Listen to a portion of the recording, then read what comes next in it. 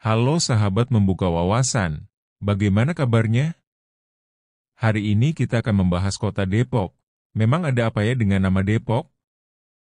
Yuk kita cari tahu. Depok, sebuah kota otonom yang terletak di perbatasan antara Jakarta, Tangerang, Bekasi, dan Bogor, adalah rumah bagi lebih dari 2 juta jiwa.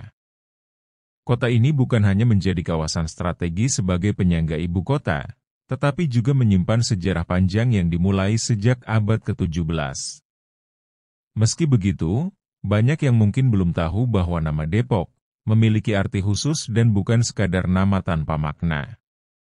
Nama ini adalah singkatan dari sebuah frasa dalam bahasa Belanda, De Eerste Protestantse Organisatie van Christenen, yang berarti, Organisasi Kristen Protestan Pertama. Bagaimana nama ini muncul dan apa kaitannya dengan sejarah Kristen Protestan?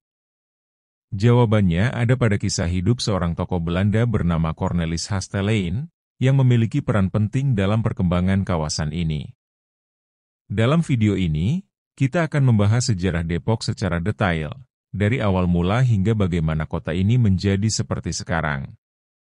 Cornelis Hasteleen adalah seorang pegawai tinggi di Verenigde Oostische Compagnie atau disingkat VOC, kongsi dagang Belanda yang mendominasi perdagangan di Nusantara. Lahir pada tahun 1658, Hasteleen memulai karirnya di VOC pada usia 20-an. Ia memulai dari posisi pengawas gudang hingga menjadi saudagar utama dan anggota Dewan Kota Batavia, sebuah jabatan bergengsi pada masa itu. Sebagai pegawai VOC, Hasteleen menerima gaji bulanan yang cukup besar, yakni sekitar 200 hingga 350 gulden. Namun, berbeda dengan kebanyakan orang pada masanya, Hasteleen dikenal sebagai seseorang yang cermat dalam mengelola uang. Ia menginvestasikan sebagian besar penghasilannya untuk membeli tanah di sekitar Batavia. Tanah pertama yang ia beli berada di kawasan Weltevreden, sekarang bernama Gambir pada tahun 1693. Tanah tersebut digunakan untuk menanam tebu, salah satu komoditas penting pada masa kolonial. 2 tahun setelah membeli tanah pertamanya, pada 1695, Hasteleen memutuskan pensiun dari VOC.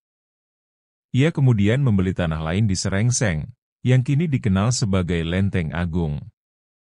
Di tempat inilah Hasteleen membangun rumah besar dan memulai hidup baru sebagai tuan tanah. Tidak hanya keluarganya, ia juga membawa serta 150 budak dari berbagai wilayah di luar Jawa. Sebagai seorang Kristen Protestan yang taat, Hasteleen memiliki pandangan yang berbeda dalam memperlakukan budak. Ia memperlakukan mereka dengan hormat dan penuh kasih sayang, bahkan membebaskan mereka dari status perbudakan. Para mantan budak ini tidak hanya dibebaskan, tetapi juga diberi tanggung jawab untuk mengelola rumah besar dan perkebunan miliknya di kawasan Mampang dan Depok. Perkebunan ini menghasilkan berbagai komoditas bernilai tinggi seperti tebu, lada, pala, dan kopi, yang membuat Hasteleen semakin kaya raya. Pada tanggal 13 Maret 1714, 3 bulan sebelum wafat, Cornelis Hasteleen menulis surat wasiat yang menjadi salah satu tonggak sejarah penting. Dalam surat tersebut, ia menyatakan keinginannya untuk membagikan seluruh hartanya kepada keluarga dan para mantan budaknya.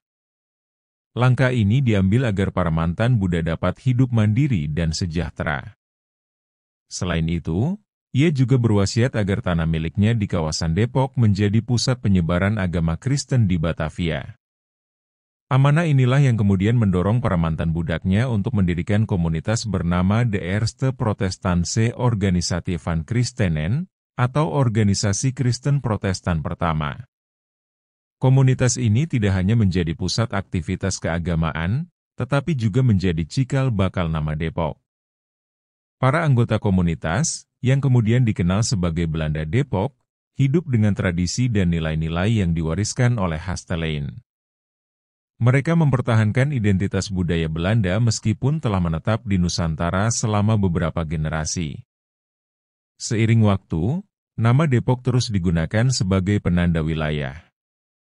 Namun, Berbagai interpretasi baru muncul terkait asal-usul nama ini. Salah satu yang populer adalah Depok dianggap sebagai singkatan dari daerah permukiman orang kota. Meskipun demikian, makna historis sebagai singkatan dari De Eerste Protestantse Organisatie van Christenen tetap menjadi bagian penting dari identitas kota ini. Depok kini telah berkembang menjadi kota modern dengan berbagai fasilitas dan infrastruktur. Meski demikian, jejak sejarahnya tetap menjadi daya tarik tersendiri, mengingatkan kita pada perjalanan panjang dari masa kolonial hingga era kemerdekaan. Depok bukan sekadar nama, melainkan sebuah warisan sejarah yang syarat makna. Dari peran seorang Cornelis Haastelein hingga terbentuknya komunitas Kristen Protestan pertama, kota ini menjadi saksi perjalanan panjang yang menghubungkan budaya lokal dan pengaruh kolonial. Sejarah seperti ini mengajarkan kita pentingnya menghargai dan memahami asal-usul sebuah tempat. Semoga video ini memberikan wawasan baru tentang sejarah Depok.